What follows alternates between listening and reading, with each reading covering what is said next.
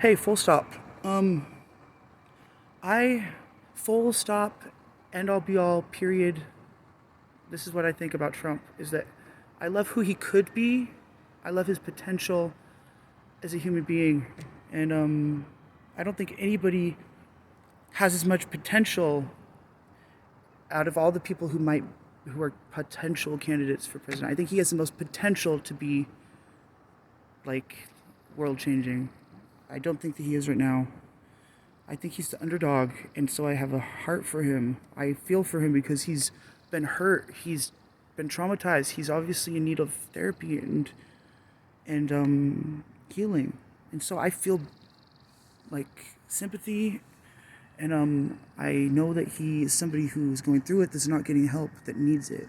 And so that's why I feel for him. That's why I always have a heart for the underdog. So I'd like to see Trump get the help that he deserves, that he needs, that he's never had, that so many people are like, you know, they're missing the boat on it. They're busy trying to demonize him. They're busy hating him, being resentful towards him, or they're wanting him to save the world and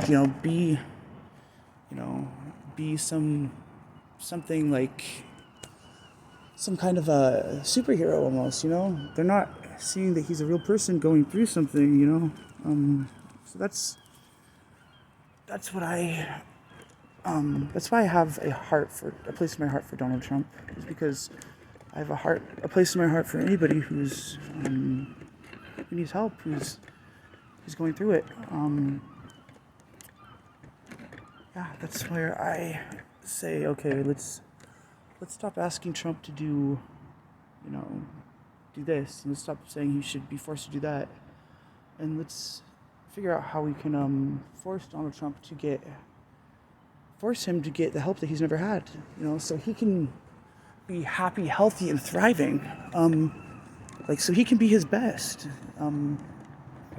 That's what I like to focus on and talk about when I talk about Donald Trump, and when I hear him brought up in conversation, that's what I always say, is that we need to focus on how we can get this obviously really super duper influential, like, powerhouse of attention getter, and get him the attention that he needs to, feel better.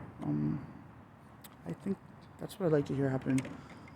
And if I was in charge of anything, that's what I would say. That's where I would bring the focus. Of course, a lot of people disagree with me, and that's not where our current leaders in Seattle are at. But if I was in charge and I had anybody's ear, that's what I would say.